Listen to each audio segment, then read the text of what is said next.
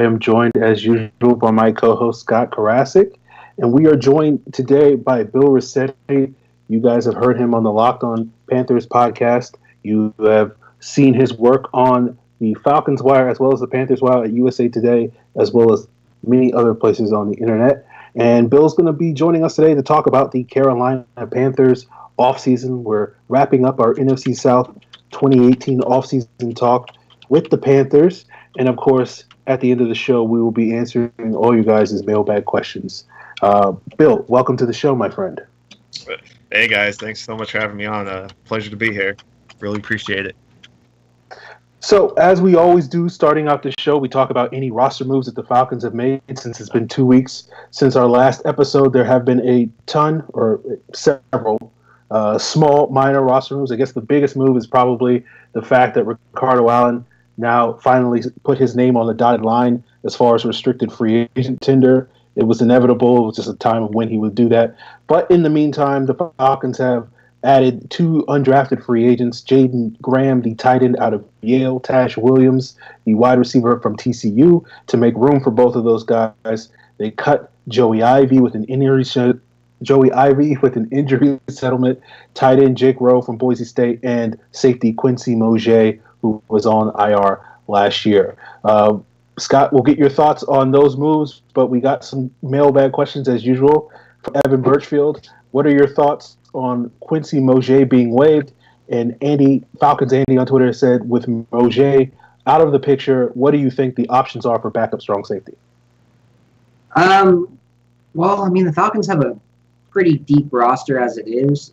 When you look at their depth chart right now, the first guy that pops out at me as a backup strong safety is Kamal Ishmael, because, he knows the role. He's been in the defense for 3 years now, and he's the guy. But if you want someone with some more speed, which I'm sure Falcons fans do, don't sleep on Chris Lamons out of South Carolina. Or I'm trying to remember the kid's name. Cedric Cooper was the other guy. They're both very, very good safeties. And then the one guy who is the athletic freak that they signed recently, Jason Hall out of Texas, he's very, very similar.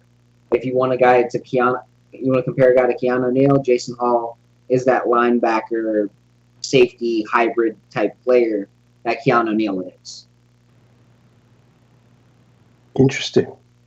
I think you named everybody except for the one guy who I actually think is going to win that battle, and I think that's Tyson Graham, the guy they picked up right before the draft.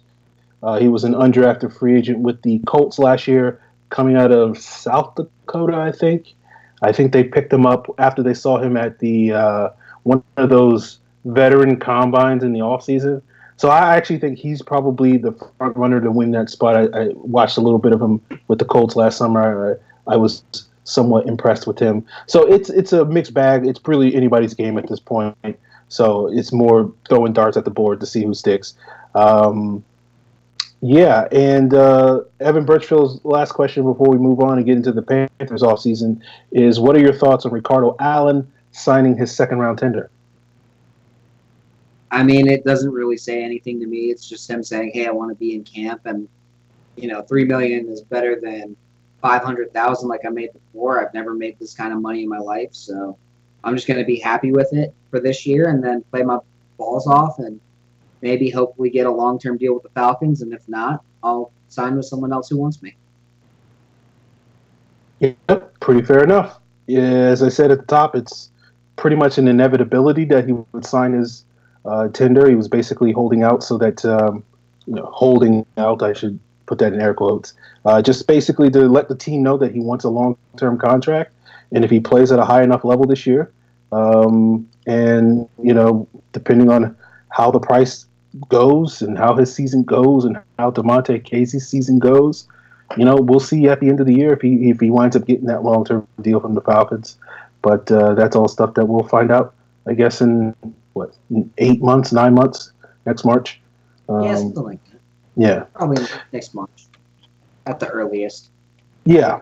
So let's move on. Let's bring Bill into the conversation. I know he's probably bored listening to us talk about undrafted free agents that probably won't make the roster. So let's talk about the Carolina Panthers 2018 draft and offseason.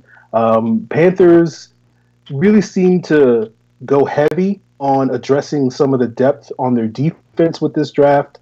Doing the math right now, 6 of their 8 picks were on the defensive side of the ball. It's always interesting that the Panthers seem to be just go all in on let's have the best defense, and questions can be raised about whether they have provided Cam Newton with the best talent available on the offense, but they did address that with their first round pick, selecting Maryland wide receiver DJ Moore. Bill, I'm curious, what are your thoughts on DJ Moore? There's a lot of expectations on Moore to sort of come in and be basically what Steve Smith was when they let him go, what 4 or 5 years ago.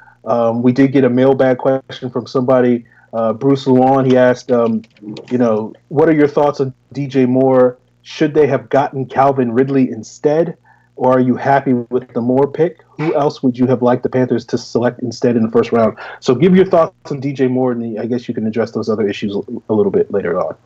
Yeah, I mean, DJ Moore really, I think, is quite a fit in this offense. And you said yourself, Aaron, the comparisons were there almost immediately in terms of the next Steve Smith. A lot of people are saying he's the next Steve Smith. Even Smith himself came out and said, they haven't really had a great receiver, a great route runner since him. So, yeah, there's going to be a little bit of pressure on him, but this is a guy that dominated the Big Ten. I mean, you look at his play at Maryland, he was just so good, and this was a Maryland team that kind of had a bit of a revolving door at quarterback, and it didn't matter who was behind center for the Terps. Moore was just producing and just dominating whichever defense he was going up against. So now he comes into the Carolina offense, and you have Devin Funchess on the other side, who kind of finally broke out a little bit after Kelvin Benjamin was traded away. So there's not going to be – it's not like he's going to get all the attention as like the quote-unquote number one receiver. He'll probably be the number one, or at least the best receiver, but you still got to account for Kelvin Benjamin. You still have to account for Greg Olsen. So I think Panthers fans really have to be excited with Moore's – or with the potential that Moore brings. And I think it's more so – than what Calvin Ridley would have had. Not that Ridley would have been a bad pick, but I think Moore's probably just a bit of a better fit in terms of that big playmaking receiver that the Panthers really haven't had in quite some time. They've been looking for seemingly forever, it feels like. In terms of other people they could have went in the first round, I had always been really bullish on Justin Reed, the safety out of Stanford. I was, really starting to pound the table for him because, we know the hole that was there at safety, especially after letting Kurt Coleman go. Obviously, they would go on to address that a little bit in the third round with Rashawn Golden. In fact, it was surprising to me to see that Justin Reed fell all the way to the third round. So, but he's a guy that was a possibility. There was a couple, Jai Alexander, if he had made it there, was maybe going to be a possibility.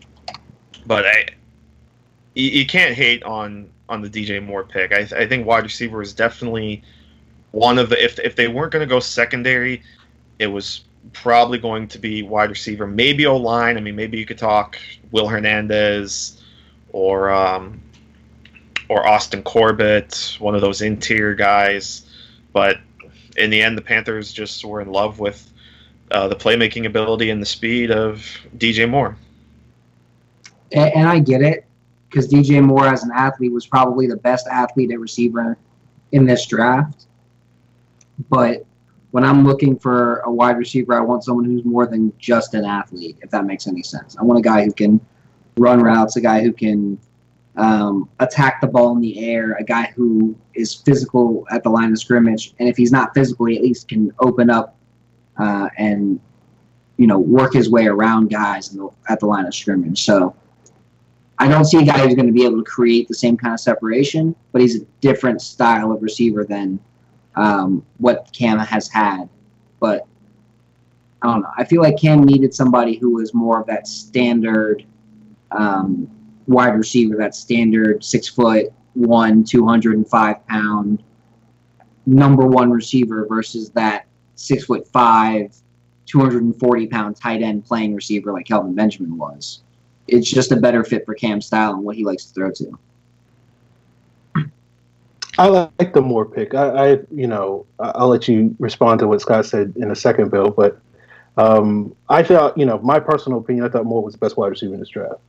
I think he has a higher ceiling than Calvin Ridley does.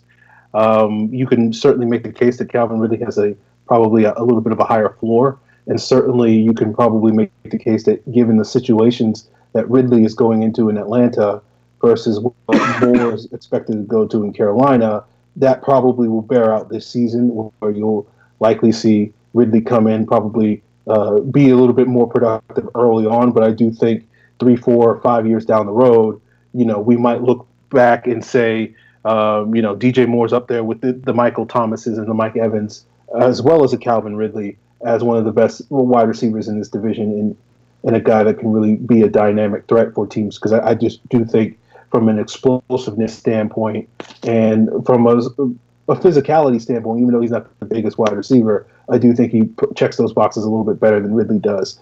But I think it'll be interesting to sort of see what Moore does in Carolina, just because the Panthers have been so focused on getting these big wide receivers, that these massive catch radiuses or radii, that giving Cam's sort of up and down or accuracy tends to be a little bit more effective when you got big bodies. But at the same time, one of the issues that the Panthers have really struggled with over the last several years, particularly since Benjamin got hurt, is that their wide receivers don't really do a good job of separating from coverage.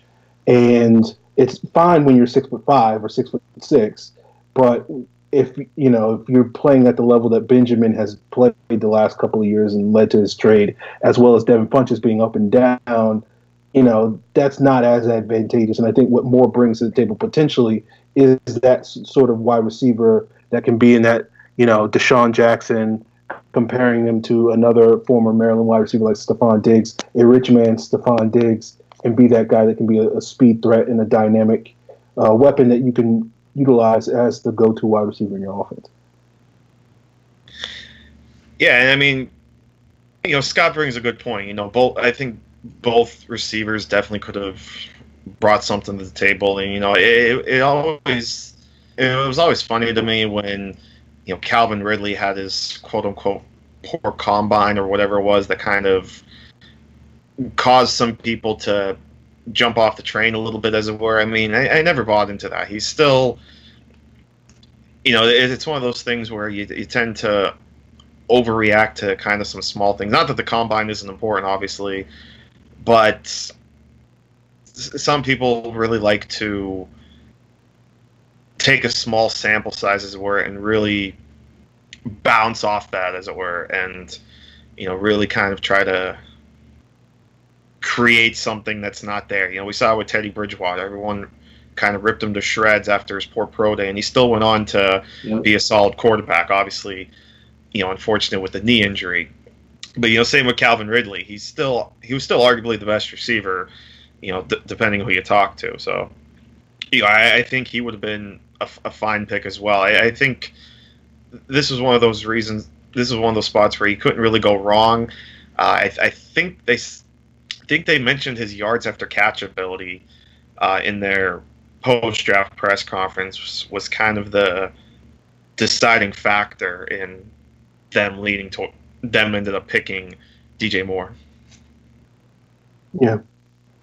Now, going into day 2, the Panthers, you talked about this a little bit earlier, Bill. They addressed their secondary needs. In round 2, they took Dante Jackson, the lightning fast cornerback out of LSU. In the 3rd round, they took Rashawn Golden, who was a slot corner at Tennessee, but as from what I understand, is expected to play safety for the Panthers. What were your thoughts on those 2 moves? I understand that Jackson is expected to compete for that vacated starting spot opposite James Bradbury now that Darren Worley was traded for Torrey Smith this offseason, and Golden is now going to be in the competition to replace Kurt Coleman as the starting safety opposite Mike Adams. They also brought in Denoris Cersei this offseason as well. So what are your expectations on these guys in terms of the competition in the secondary and what they bring to the table right away? Yeah, Dante Jackson, like you said, definitely in the mix. He's gotten some first-team reps so far at OTAs. Right now, though, it does look like Kevon Seymour, the former Buffalo Bill, is probably going to enter training camp as the starter opposite James Bradbury. But that's not to say that Dante Jackson is out of the mix. A strong training camp, a strong preseason, and Jackson could very well find himself in that second cornerback spot. Jackson's going to find himself in that second cornerback spot. Kevon Seymour's pretty atrocious. Yeah, I mean, it's probably just one of those veteran type deals. Giving Seymour kind of the first reps and making Jackson earn his way. But you could really see Jackson's kind of finding his role with this team, both in the outside cornerback and getting reps as a returner. In fact, he's one of a bunch of Panthers right now that are taking reps returning. Golden, like you said, is moving over to safety. There could also be some packages where he comes in as maybe a nickel. Right now, Captain Munnerlyn has been running as the number one nickel, but Golden, of course, like you said, was very good at Tennessee. Had the issue, of course, with the. Was he good at Tennessee or was he just okay? To me, Golden was way overdrafted for what he was. I don't know. He's a solid enough with the whole player, middle smart, but he's not a good athlete. Right. And that's obvious. He's going to get torn up in the NFL. I mean, I wouldn't expect him to – he's probably not going to end up as a starter. He really hasn't even gotten many first-team reps out of the gate. If we're talking about the starting safeties right now, it's probably obviously Mike Adams, and then Colin Jones probably is the other one. We'll see how Denoris Cersei kind of fits into the. Is Mike Adams still in the league? You cannot kill Mike Adams. He will play until he's there. I feel like he's 167 years old. He's 37. 37. 37? All right.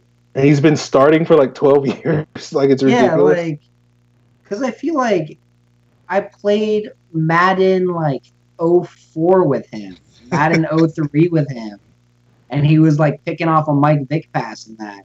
And then now he's Mike Adams, Carolina Panther in 2018. Just long ass career. Veteran savvy.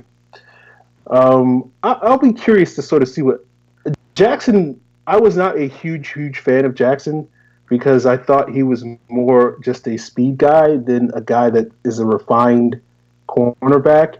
And I'll be curious to see how quickly he transitions in the NFL, and particularly playing in this division where as an outside guy, he's going to be asked to cover a lot of big wide receivers that are going to tower over him, like Evans, like Julio, like Michael Thomas. And I do wonder if he's going to fall into the same sort of trap that Vernon Hargreaves has playing in this division and just not be able to match up. And I think Hargreaves was a significantly better cornerback at Florida than what Jackson was at LSU. So I'll be curious to see how he handles that. Golden will be interesting. I do like Golden. I do think the Panthers, where he's going to fit in, I think because of their focus on the zone, but from what I understand that they're going more to a man-oriented scheme, which is one of the reasons why they wanted to get a guy like Jackson. I'll be curious to see where Golden fits into that. But it is interesting to sort of look at the Panthers secondary and sort of all the complete revamping that they've done over the last couple of years when you go back to that year in the Super Bowl when they had veterans like Coleman, when they had other guys like, Josh Norman as well, and sort of the youth movement they've gone in the last 3 years. And with guys like Bradbury, it's really paid off for them because Bradbury, I think, is one of the more underrated young cornerbacks in the league. but it really hasn't quite worked out to the degree with the rest of them. And I'll be curious to see if Jackson and Golden can sort of shift that narrative, I guess, and see really put that secondary back on the map in the next couple of years. It really, it's going to be interesting. I always thought you mentioned kind of the shift to man. I was always curious, kind of going through this whole draft process. One guy that kind of stuck with me a little bit too was Isaiah Oliver. I was always kind of curious if he would have been a bit of a fit, but again, it seems like they're liking these speedy guys. So, Dante Jackson's definitely going to be an interesting guy to watch. In terms, at least with the young guys, even Corn Elder, I'll just throw his name in the mix. He was a 5th-round pick last year. Spent his rookie season on IR. Really curious to see if he's able to bounce back after missing all of last year. If he can compete for that nickel job, or at least backup nickel job. So I think there's at least with the young guys, there's a lot of intrigue here. It's just a matter of can they bring it together? Yeah. It'll be interesting to see what the Panthers secondary can do. We saw the Saints have a lot of young guys in their secondary last year, and it didn't hold them back. I don't know if any of these guys are the next Marshawn Lattimore, but we'll see. I guess if any of these guys take a major step forward to see if they can get better production. Now, in the 4th round, the Panthers went out and got apparently their tight end of the future, even though they gave Greg Olsen a contract extension that keeps him around presumably for the next 3 years, at least under contract. Whether he decides to play that long, we'll have to see. They got Ian Thomas, tight end from Indiana. Also, with their other 4th-round pick was a player that I really liked in college a couple of years ago, Marquise Haynes, undersized, like 220-pound edge rusher. And it sounds like they're going to play him as a pass rusher. Presumably, I guess the hope that he can be Mario Addison 2.0, as opposed to moving him to linebacker, which I think a lot of people projected him to be. What are your thoughts on those 2 picks, Bill? Yeah, I think you nailed it there. I think Haynes is probably more of a situational pass rusher, at least to start, because, like you said, he is very undersized. It does give Carolina a nice kind of stable of pass rushers. I know they're seemingly pretty high on Wes Horton as well, hoping that he's able to break out. So Haynes is going to be intriguing to watch. I saw him a bit at the Senior Bowl. Kind of liked what I saw. I liked his explosiveness a little bit.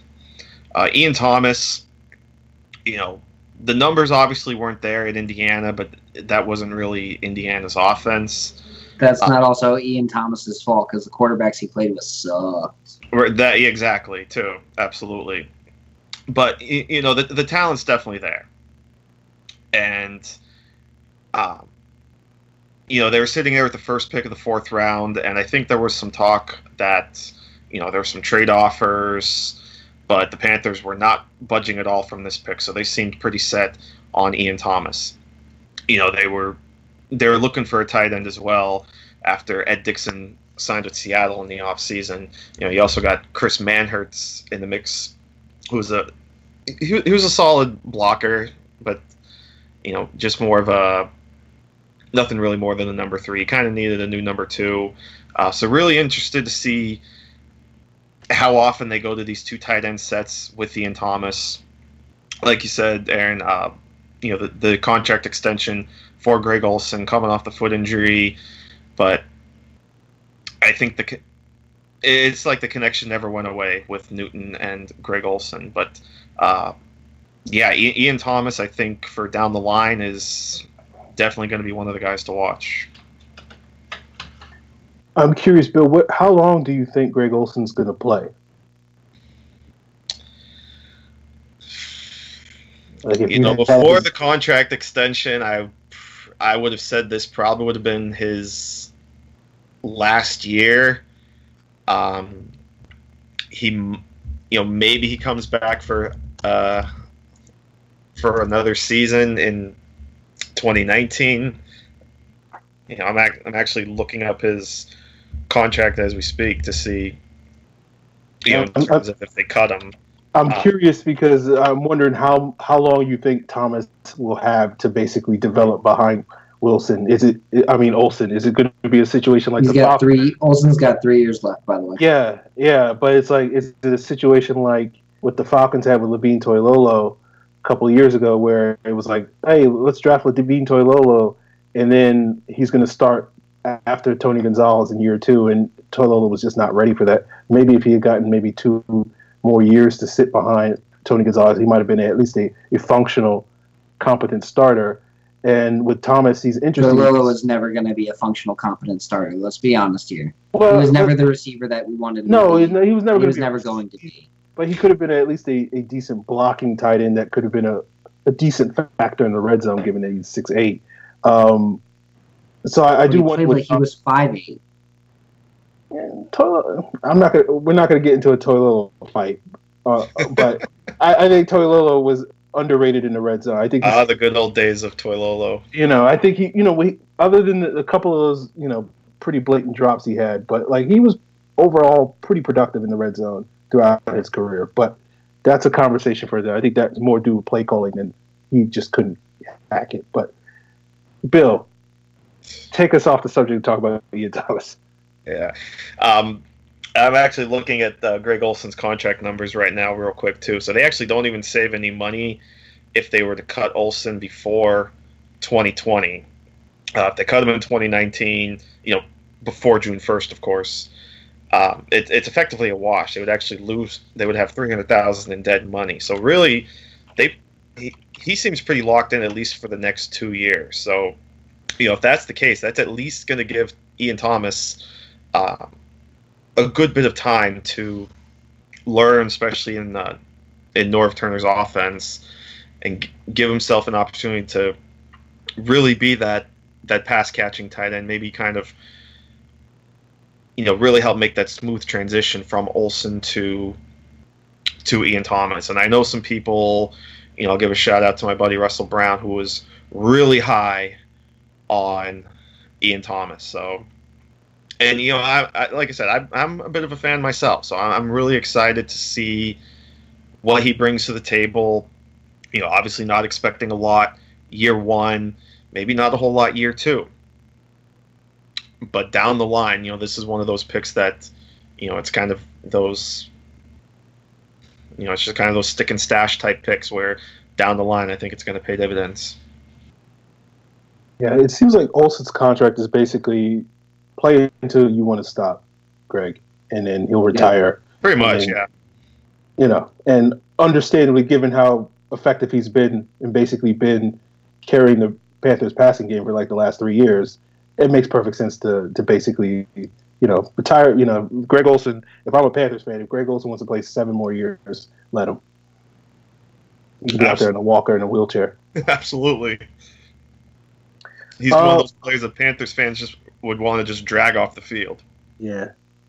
Now, with the last 3 picks, the Panthers took 2 linebackers, Jermaine Carter from Maryland, reuniting him with DJ Moore. They took Andre Smith from North Carolina. And then with their last pick in the 7th round, they took Kendrick Norton, the D tackle from Miami. The Panthers always seem to have this love affair with linebackers. Given the suspension of Thomas Davis, even though Carter might be in the mix for that 3rd linebacker spot, we know Shaq Thompson and Luke Kuechly will take over the main duties with Davis out those first 4 weeks. But I'm curious, do you think either Carter or Smith could figure into the mix for that 3rd linebacker spot, or are they really more just depth pieces to sort of be developmental options down the road? And what are your thoughts on Norton and how he fits into the rotation, given sort of the upgrade, I would argue, that the Panthers made this offseason from going from Star Lotulelei to Dontari Poe? They still have Vernon Butler, of course, Kawan Short's there. So where does Norton fit into the rotation?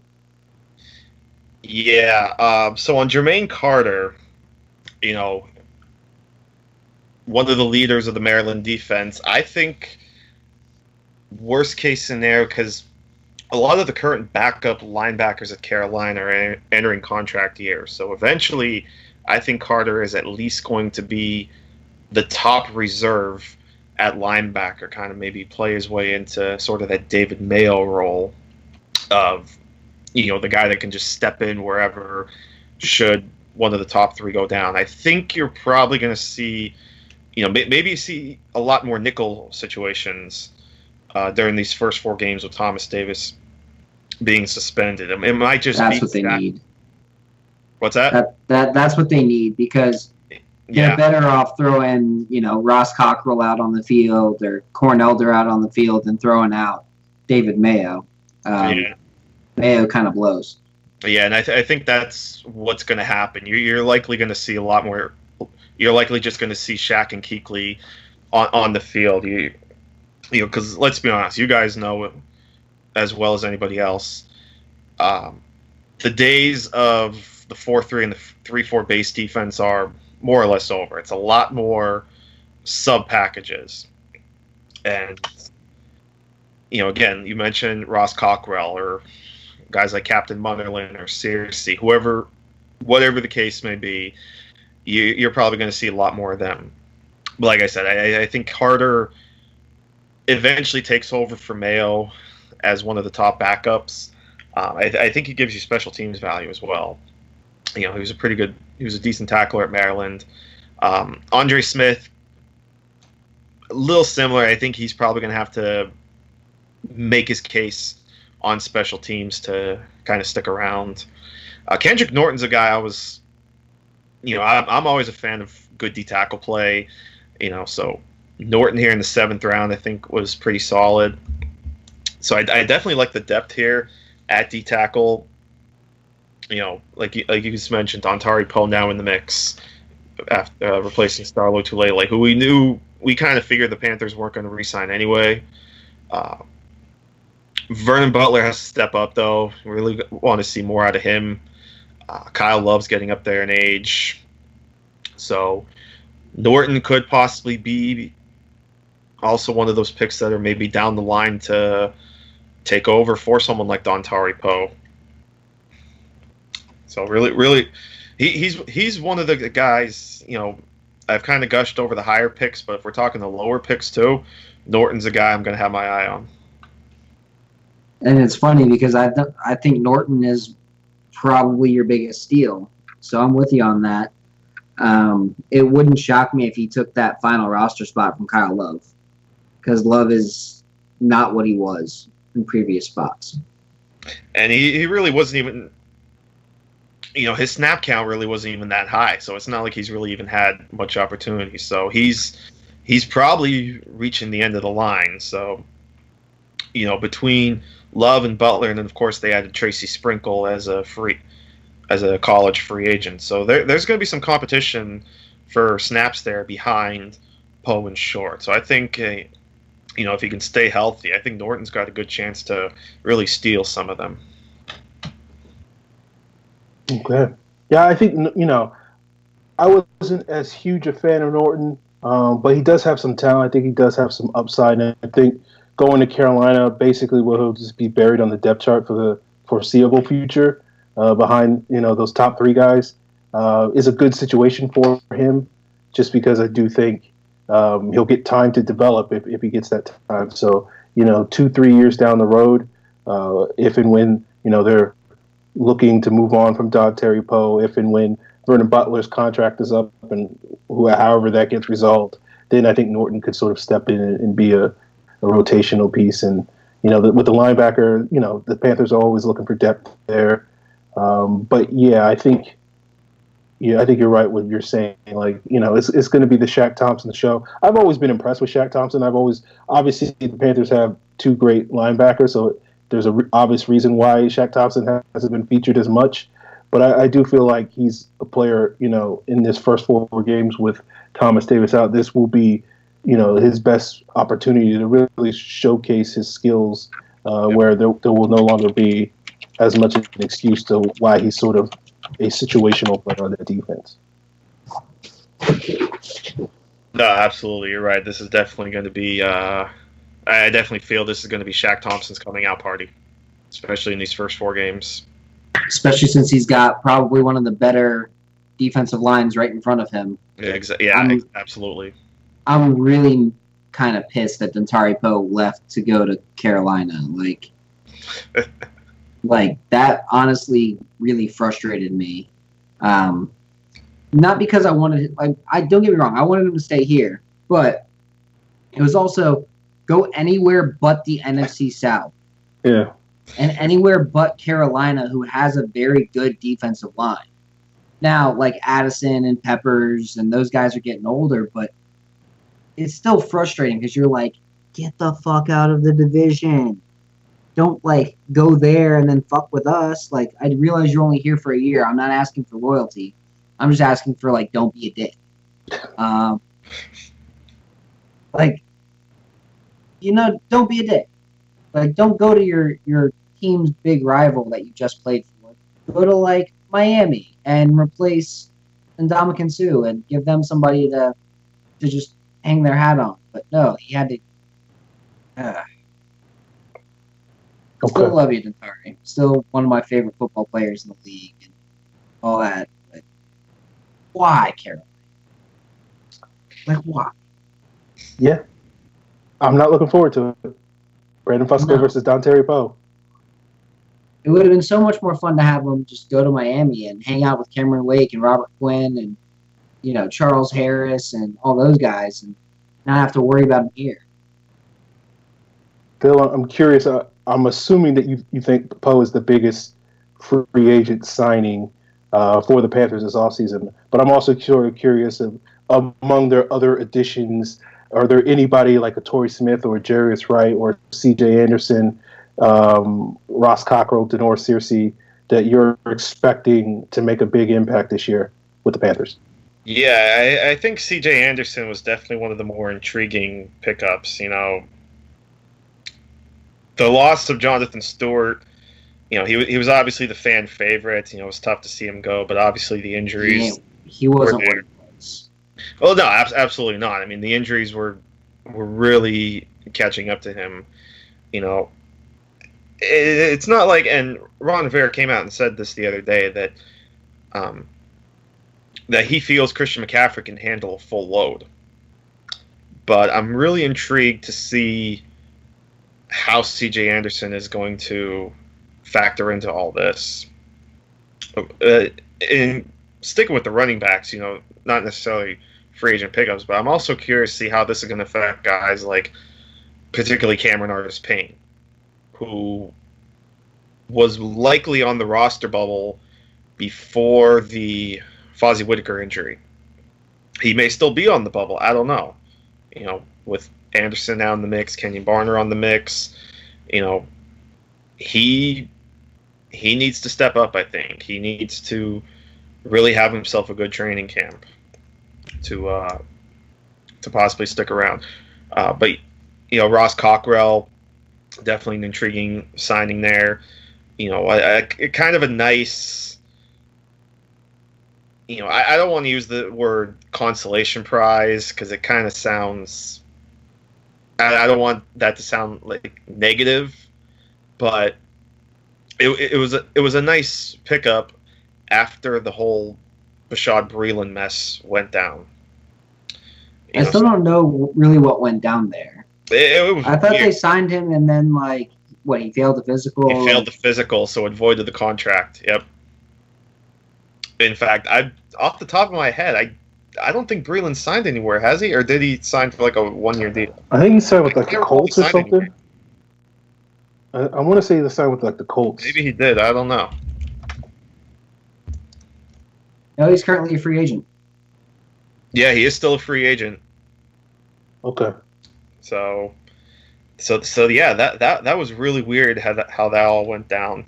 And I mean, because they were ready to give him a nice contract too. I think it was 3 years, $24 million, if I remember correctly.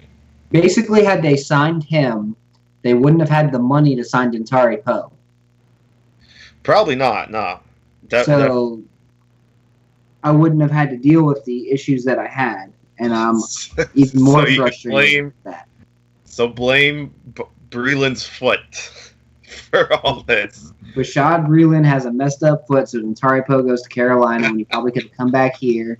Atlanta probably had an offer for him that was like $8 million a year for 3 years, and we wouldn't have had to worry about defensive tackle. We would have brought back the entire starting lineup from last season and probably still taken the same guy in the third round, Deidre and Sanat, and been like, you know what, let's get a guy who can rotate in and, have Dantari Poe there instead of Terrell McClain or something like that. Would have looked a little better, I'm sure. But it's still, why you got to go to Carolina? I mean, you lost Star Latulele, but Latulele is not as good as Poe. You lost Andrew Norrell, and that to me is the actual loss on that. That's the big loss. Yes, that is a massive loss. You have an All-Pro left guard who, instead of paying him, he cheaped out and gave Jeremiah Sirlis a veteran minimum deal, and I don't even think Sirlis ends up starting. I don't understand why you don't move Matt Khalil to left guard and have Taylor Moton play left tackle. Because Matt Khalil is not an ambi-turner. You can't move him to right tackle. He's Derek Zoolander, but he can only turn left. He can't turn right. He gets beat on the inside all the time. Move him to guard, make him have less footwork that he has to worry about. He won't get beat outside so easily. And you can have Taylor Moton play left tackle and be perfectly fine. Yeah, and I'm really glad you brought that up because that's the key. That's the key point here. It's not just losing Norwell.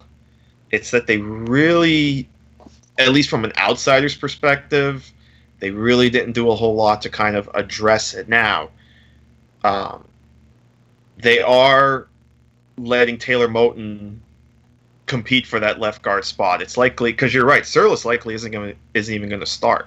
It's likely either going to be Moton or Amini Silatolu at left guard. They've really been. Is Silatolu even under contract? Yeah, they re-signed him. Yeah, they re-signed him. Okay.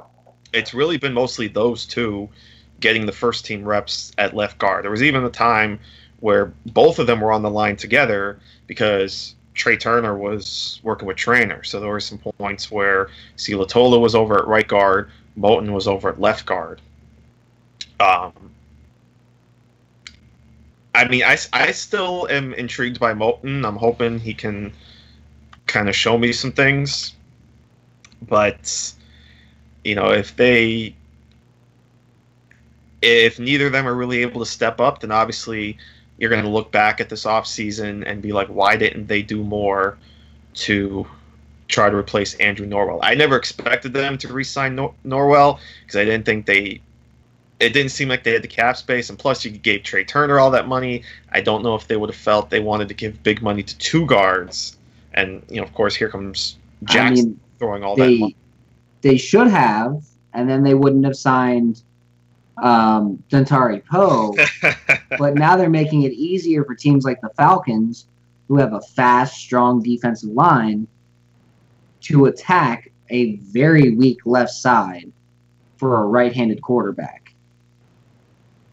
Attack McKinley and either Deidre Sanat or Grady Jarrett or Jack Crawford, or whoever ends up in that role on whatever play they're in, is going to eat Silatolu for lunch. Because there's replacement level and below replacement level. And Silatolu is well below replacement level. I don't even know why he's even in the mix, to be honest. Is below replacement level.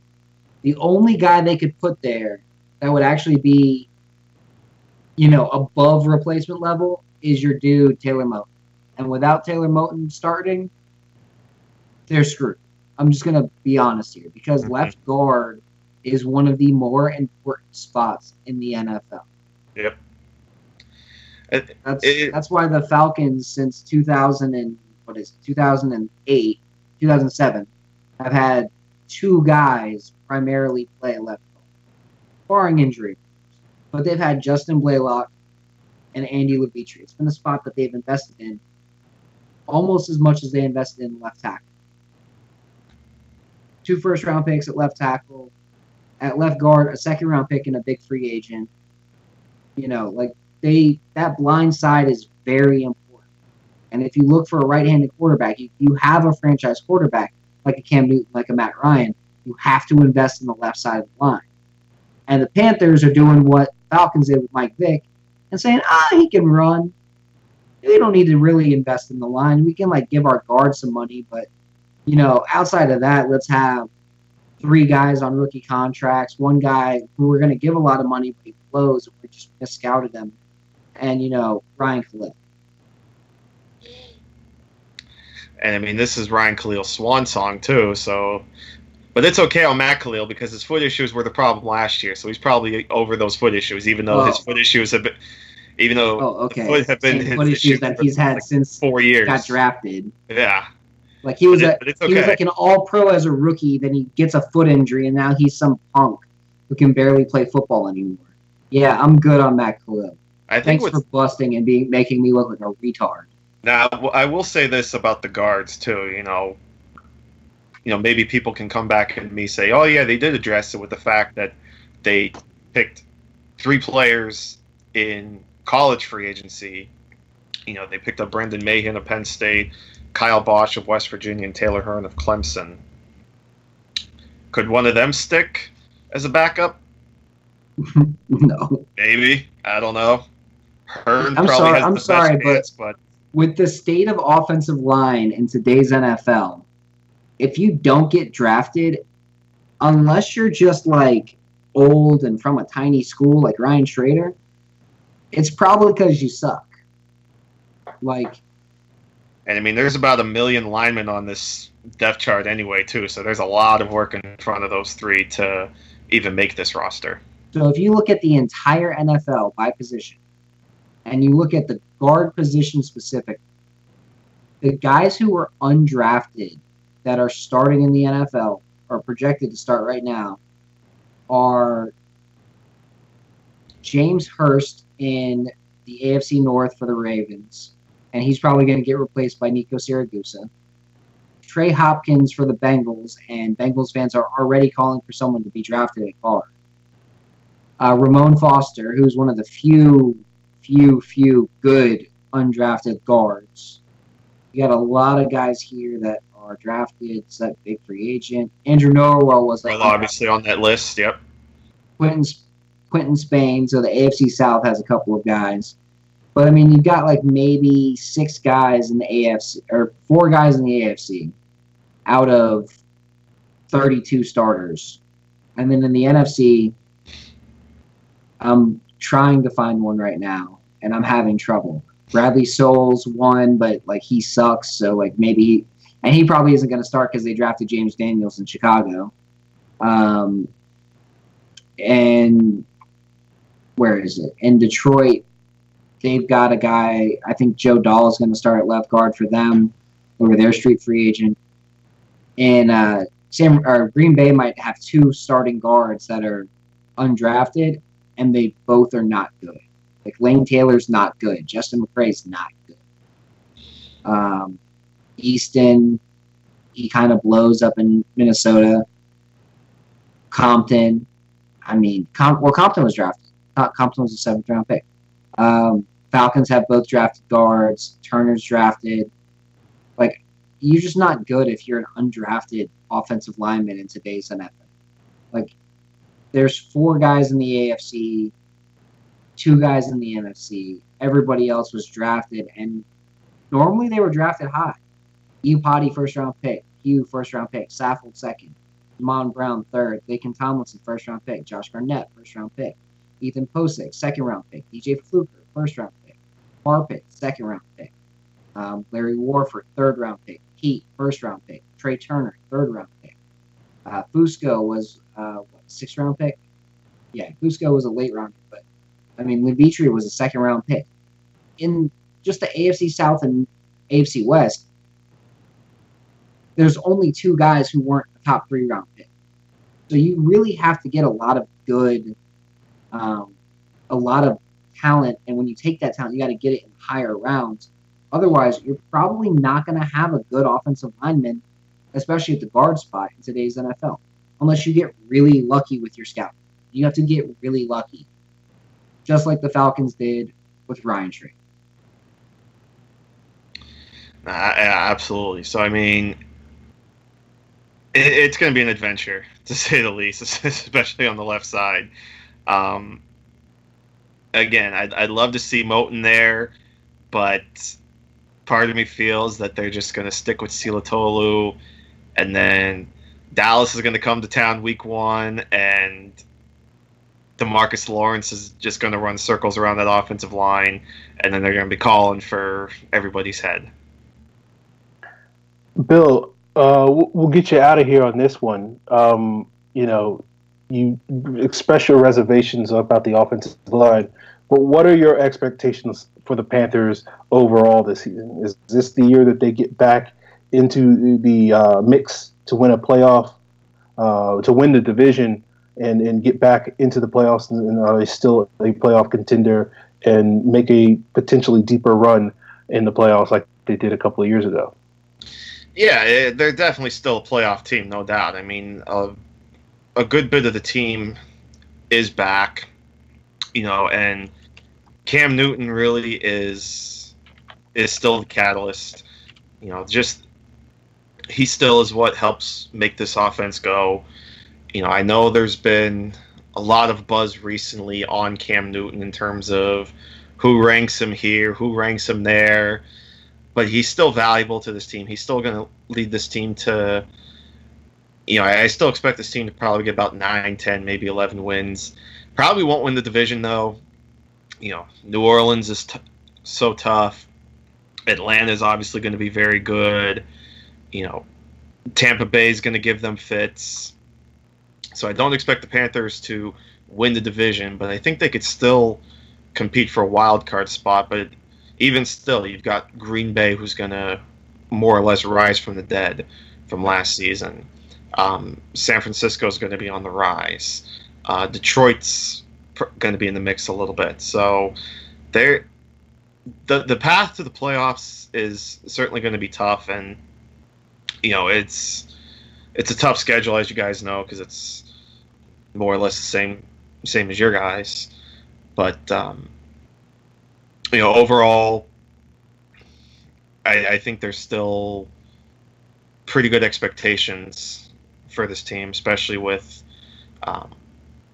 it's going to be really interesting to see, after being out of the league for a couple of years, how Norv Turner is going to come in and kind of adjust himself to Cam Newton and this offense. Yeah, I don't know if the NFC South is going to have 3 playoff teams this year again. And so I do think if you're going to make the playoffs, whether you're the Falcons, Panthers, Saints, or Bucks, winning division is going to be your best shot at doing it. And I will be curious to sort of see how Norv Turner and Cam Newton get along.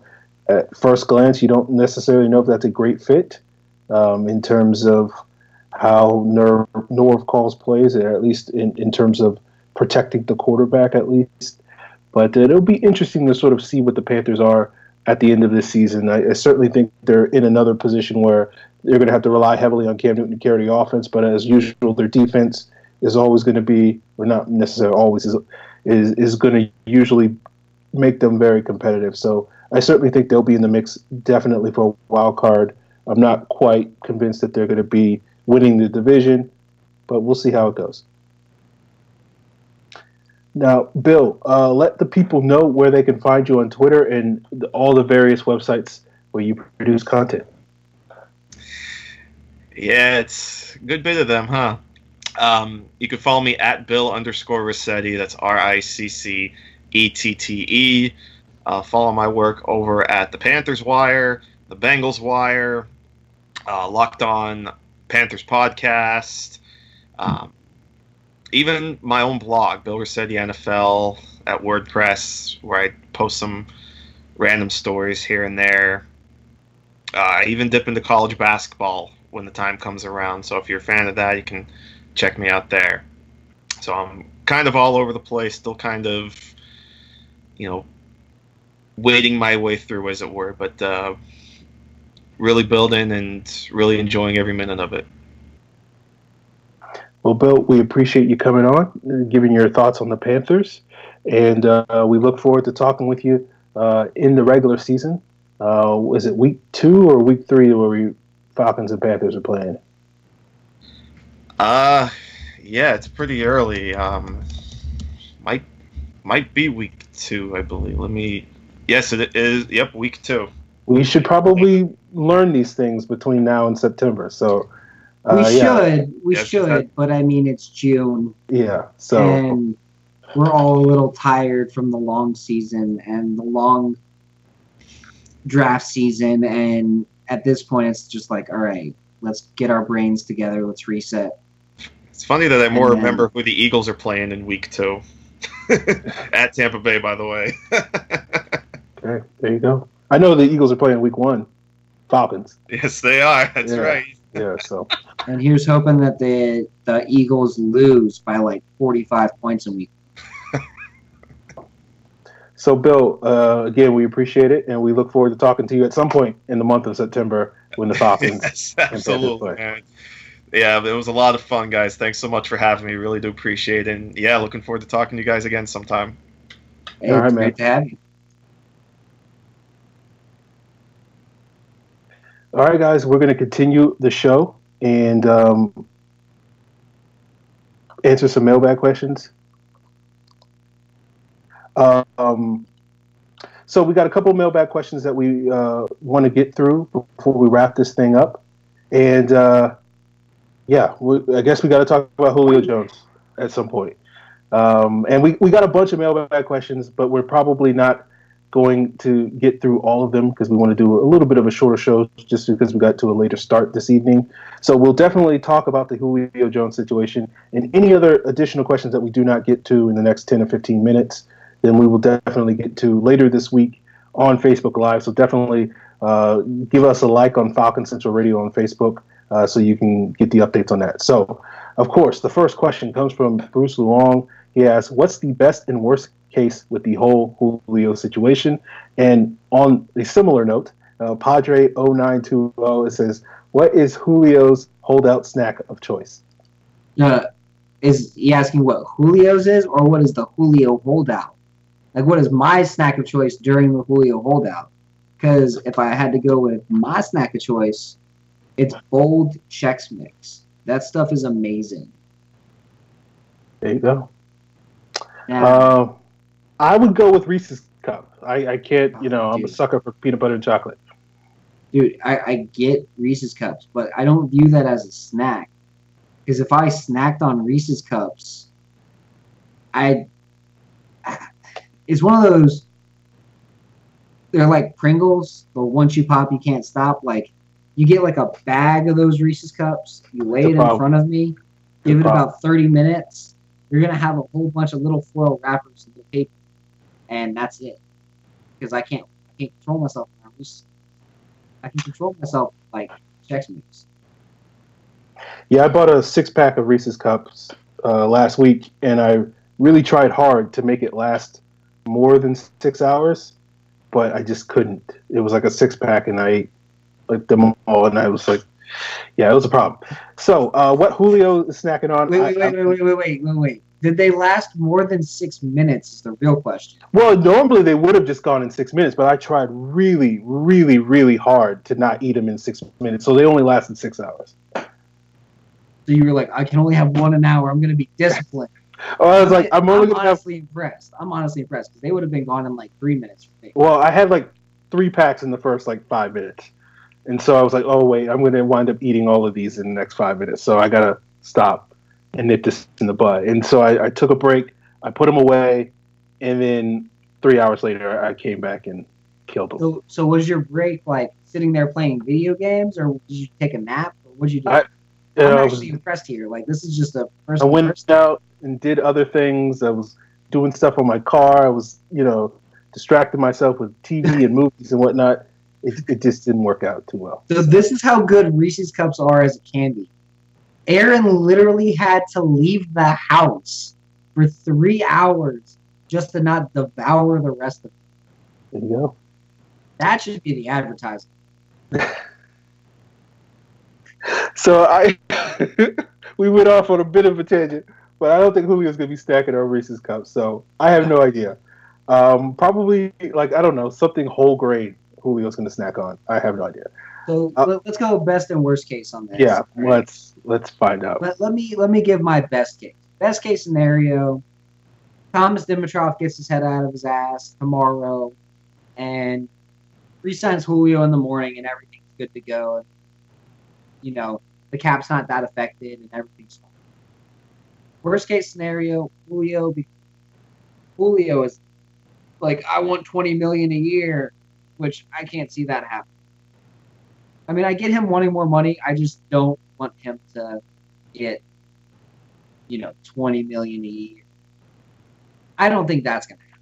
For me, I think it's going to be like, I need an upgrade on my salary, but I really just need more guaranteed money. Like, just guarantee my contract the next 3 years. Well, because right now I got nothing guaranteed.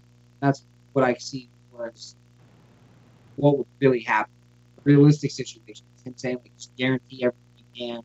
Maybe increase my salary by like $1 million a year.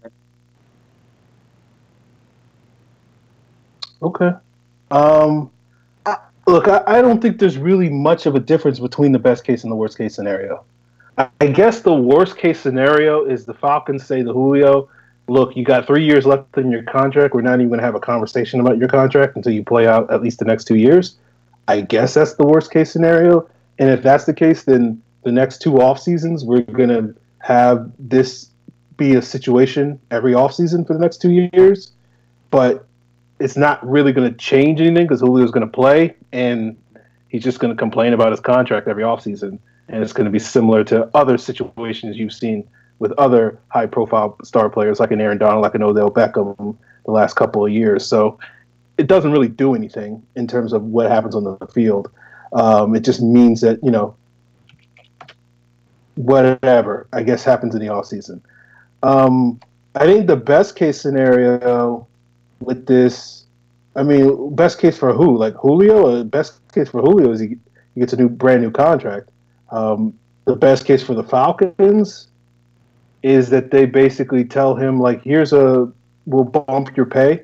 We'll do what Antonio Brown and the Steelers did a couple of years back when he had 3 years left on his contract, and they took some of his future base salary, turned it into signing bonus. So he got a slight bump in his pay, but it didn't really have a negative effect on the Steelers cap situation. So I think that's probably the best case scenario for the Falcons, at least from a financial standpoint. But I think with the whole Julio Jones situation, I don't really think this is as big a deal. I mean, certainly on Twitter, if anybody's been following me these last couple of weeks, I've been making it out to seem like it's the biggest deal on Twitter, but that's just me trolling people and trying to entertain myself in the month of June when nothing else is happening. I don't think this is really that much of a situation. Julio understandably wants more money, given that now he's like the 9th highest paid wide receiver, and 5 out of the last 7 contracts that are 8 contracts that are above him have been signed in the last 9 months. So he's seen a lot of guys that aren't nearly as good as him get paid in the last 9 months since August, and so he wants to get paid too, and understandably so. The Falcons probably don't want to set a precedent where a player can just basically hold out with 3 years left on his contract and get a brand new contract. So I don't really see them giving him money, or at least a brand new deal. But I think there's a middle ground between there where, like I said, like the Steelers did, they just bumped his pay year by year and, let that play out for the next 2 years and you're good to go. So I don't think this is a big issue in terms of how this can get resolved. So yeah, there's that. I guess this will be our last question. Luez Abraham asks, how great was the great Todd McClure, and why was he never a Pro Bowler? It is a absolute travesty that Todd McClure was never a Pro Bowl NFL player, because he played like one for about 8 years at the end of his career. I'd say from about 2005 to 2012, Todd McClure could have gone to the Pro Bowl any of those years with how well he played. And he just never went. And it's an absolute shame and an absolute travesty. So, he should have gone to the Pro Bowl. Look, I love the Mud Duck. We've had him on the show before. I don't want to sound like I'm disparaging him, but he was never, in my opinion, a Pro Bowl caliber center. Like, he was never on the level of the Alex Max and the Kevin Mawais. He was good. Don't get me wrong. He was certainly at his worst an average starter, and only at his worst like his first and last year, and then for like the 12 or 28 His last years year was in between. 2012. He was good in 2012. He was okay in 2012. He was good in 2012. He was. He had Garrett Reynolds next to him half the season, and then Peter Kahns the rest of the season. Like, those guys sucked major donkey balls. Made it to a couldn't play the way he wanted. Look, we give the Falcons guff for their decisions to move on from Todd McClure and Tyson Clabo, and it led to the struggles of Peter Kahns and Lamar Holmes. I don't think they were wrong from trying to move on from those guys. I just think they made the mistake with the guys that they were trying to replace them with. I don't think Todd McClure was particularly good in 2012, but he was okay. He was fine. Again, average starter. But the 28 years in between 1999 and 2012, he was very good, very at least above average to not very good. But like, yeah, I mean, there was guys like the Pounceys, Kevin Mawai, Alex Mack, so many guys in the league that were, in my opinion, more deserving of going to Pro Bowl. So I think Todd McClure not being a Pro Bowler is not necessarily a huge travesty. I think it's just like, yeah, he was a solid player for, a decade plus.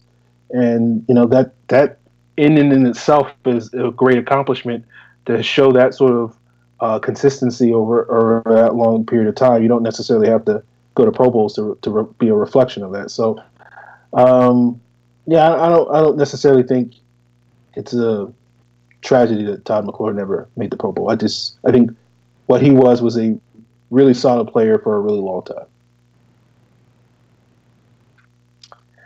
And with that, guys, we appreciate everybody that sent in mailbag questions. But as I said, we don't want to go too long. Scott's married now. I'm not. But, we got jobs and whatnot to go to. So we're going to wrap up there. And I'll probably try to put up a video later this week, probably like Friday or something like that, where I answer some of the remaining mailbag questions. Maybe I'll get Scott to take some of those questions off my hand and give his thoughts as well on a brief video, again, on the Falcon Central Radio Facebook page. And if you guys have any additional questions, in addition to the ones that you sent in tonight, you can use the hashtag Falcons Mailbag. You can send them into the Falcons Central Radio Twitter, which is Falcons PFC. Of course, Scott is at Karasik S. I am FalcFans. You can check us out on ProFootballCentral.com, where you can find links to the iTunes feed and where you can subscribe to the podcast on the various websites and platforms that you're looking for. Of course, give us a like on Facebook, give us a thumbs up, and subscribe on YouTube. Check out Pro Football Central's YouTube page, and make sure that you hit that bell button so that you are notified when we do go live. I can assure you that if you do hit that bell button, you will know exactly when we go live. So, yeah, guys, appreciate it. And we'll be back, I guess, in 2 weeks to talk about something. And we'll keep you guys up to date on Facebook and as well as on Twitter on what our future content is going to be.